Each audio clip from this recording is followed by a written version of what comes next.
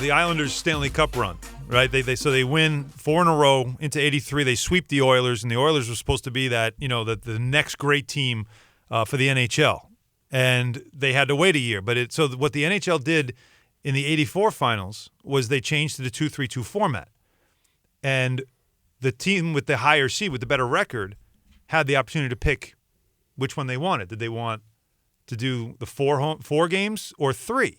And you would think you want a game 7, so you're taking the 4. You're taking games 1 and 2, and then 6 and 7. Okay. Glenn Sather and the Oilers in '84 opted for the middle 3. They wanted to get it done quick, huh? Now think about it. Steal one on the road, and then win your home games. Now, is that confidence? Is that they knew we'll take the middle 3 because we'll take 1 at the Coliseum, and then we'll get our home games, and this thing will be over. Yeah. And we want to win. You run the risk though, because you got to make sure you win all of your home games. Well, that's the point. That means beating a team 3 times. If you don't win one of those first 2 games on the road, then you have to win a game 6 or 7 on the road.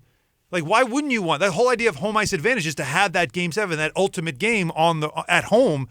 But they didn't choose to do that. I find it unbelievable. Because all the pressure was on Edmonton at the time. And you're talking talking the best about, team in the league, yeah. Yeah, best team in the league, but you're talking about a team that lost to the Islanders the previous year. You're talking about an Islanders team that won 4 straight Stanley Cups. So I don't think necessarily if you're Glenn Sather and you're that team, you would necessarily want Game 7 in your old building with that much pressure. You know what I'm saying? But you're basically conceding then. You're conceding that if this thing somehow goes to a Game 6, we're not going to win anyway. Well, no, you don't know that. It sounds like. Listen, no, I'll tell you what, man. Would you give up a Game 7? Yes. You would? If I've never won a championship, I'd rather play Game 7 on the road. Because all the pressure is going to be on the home team. Really? Yeah, that's a good point. All the pressure's on the team that won 4 in a row? Well, they won 4 cups in a row. They were a veteran team. But they played, what was that, their 19th playoff series? Yes. Something stupid like that. So they're going to be worn down. So you're hoping because you're the younger team that you can take advantage of them in the last couple of games of that series. But, again, I couldn't imagine, all the pressure on all those guys in Edmonton. You're the best team in the league, and you're going to lose to the Islanders again at home? No. I would much rather play that game on the road. Wow.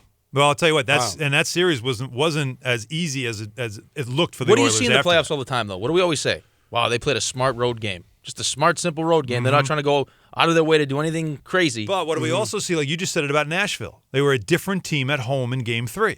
And why? Because the role players played more comfortably at home than they have on the road in Pittsburgh. And we see that. I'm telling you, J.R. Smith will play better in Cleveland. He will because that's how he is.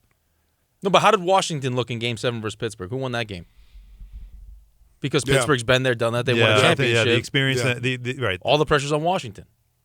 When are you going to finally get the job done? I'm telling you, man. LeBron James came out after the game yesterday and said he preferred to actually play. I mean, he didn't mind playing on the road just because of the mentality that you have when you're playing on the road in that situation. You know, you're focused, you're locked in, you're not caught up in being at home and all the other distractions that come with being in your comfort zone. It's more where you have an opportunity to be in a hotel room, you can lock in, you can focus on doing your job. Now, he said he treats home games like he does road games, but for the other guys, he thinks it's important that they understand this is what you have to focus on without being distracted. So I get the benefits of being able to play a critical Game 7 on the road, but still, man, I would just want the comforts of being in the atmosphere, having the energy of the crowd behind me when I'm competing in a critical game like that.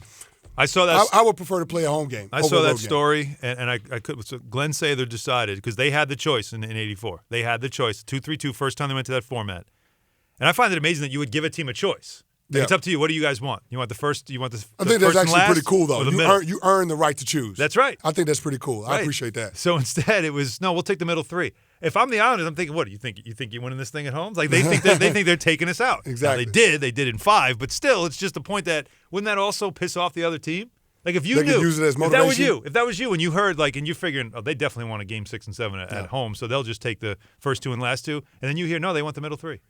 Wouldn't you say to yourself, what, they think that this thing's going to be over? I'm going to say this. If I need that as motivation as a player in a playoff series, I probably got bigger problems.